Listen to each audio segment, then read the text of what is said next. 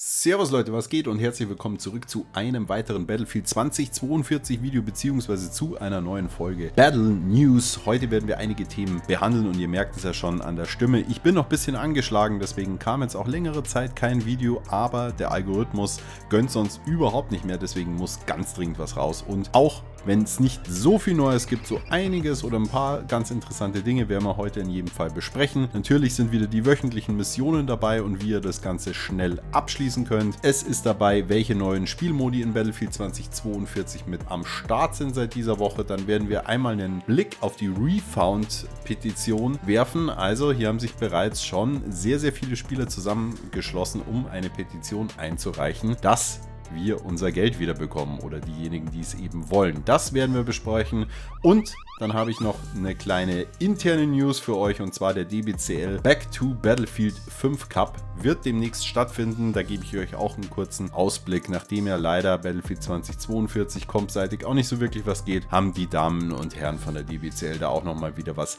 aufgestellt. All das besprechen wir heute und dementsprechend legen wir hiermit auch los. Starten wollen wir also mit den dieswöchigen Battlefield-Missionen. Battlefield 2042, also 10. Pre-Season wöchentliche Missionen sind gestartet. Wir müssen 30 Gegner neutralisieren oder 30 Kill-Assists machen. Ich denke, dazu gibt es nicht wirklich einen guten Tipp, sondern macht einfach die Kills oder die Assists. Also es geht in jedem Spielmodus einfach rein da. 100 Gegner mit EMP stören oder orten. Da kann ich euch nur empfehlen, EMP-Granaten. Das dauert ziemlich lange, wenn ihr natürlich die So-Flammen mitnehmt und euch mal in der passenden Runde Durchbruch an eine gute Position stellt, dann habt ihr das ratzfatz durchgespielt und die 15 Geheimdienst- oder Wingman-Ordensbänder ist auch etwas, was man ganz easy so nebenbei in den regulären Games bekommt. Dafür gibt es dann ja einen Skin bzw. eine Kopfbedeckung für den guten Angel. Da sieht er jetzt mit seinem Bart, muss man ja sagen, nicht mehr ganz so obercringig aus. Also ich denke, das ist schon eine Verbesserung, die kann man auf jeden Fall mal mitnehmen. Wie gefällt euch das Ganze oder sagt ihr, ist mir eh viel zu wenig für eine wöchentliche Mission? Packt mir das sehr, sehr gerne in die Kommentare. Im nächsten Punkt kommen wir auf den neuen Spielmodus bzw. die aktuellen gefeaturten Portal-Spielmodi zu sprechen. Und zwar haben wir einmal Gun Roulette mit am Start. Das ist ein Modus 16 vs 16, in dem die Waffen random durchgetauscht werden oder durchgetauscht werden. Also ist mal eine ganz nette Abwechslung. Zudem ist TDM wieder im Spiel und wenn jetzt Battlefield 2042 vielleicht noch den ein oder anderen Spieler in der Community hätte, dann wären wir jetzt auch in Portal relativ gut aufgestellt, eben mit Gun Roulette, mit TDM, mit Rush und Conquest of Ages bzw. Rush of Ages. Also da sollte doch für jeden auch was mit dabei sein und wir wissen ja, seit dem letzten Update gibt es gerade in den featurten Portal-Modus auch komplett volle XP und Waffen und alles, was wir so wollen.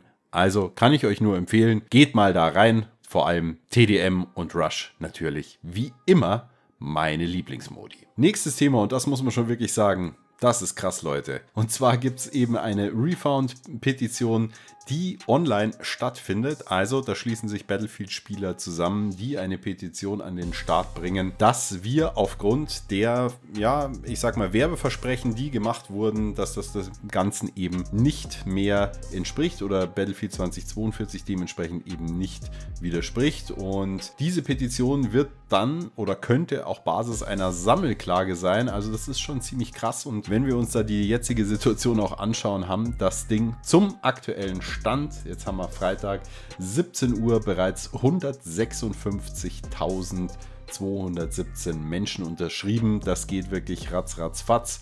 Und das nächste Main Goal wird 200.000 sein und ich bin mir sicher, dass die Petition das auch noch reißen wird. Ja, und wir wissen nicht, was davon rauskommt oder ob es da wirklich ein Cashback dann daraus geben könnte. Zumindest ist es auf jeden Fall mal wirklich ein ordentlicher Schuss vor dem Bug von EA und DICE. Und da muss ich leider auch sagen oder muss ich einfach sagen, ihr wisst, ich bin ja immer noch einer, der da durchaus dem Spiel zugeneigt ist, der auch wenn es manchmal schwerfällt, auch immer noch versucht, Content da für euch mit an den Start zu bringen. Aber das ist richtig so, weil man kann sich nicht alles erlauben lassen und schon gar nicht dann 2 Spiele hintereinander und nicht in dem Ausmaß. Aber wir wollen jetzt nicht wieder einen Rant gegen Battlefield 2042 an den Start bringen. Das haben wir schon genug getan. Nichtsdestotrotz ist das auf jeden Fall mindestens mal ein sehr, sehr gutes Signal und vielleicht zwingt es EA auch wirklich zur Verbesserung des Spiels und nicht zum Fallenlassen des Spiels und vor allem auch die ein oder andere Zuwendung für uns als Zocker, dass wir auch mal für die Zeit, in der das Ding sowieso schon fett im Klo liegt, einfach auch einen kleinen Ausgleich bekommen.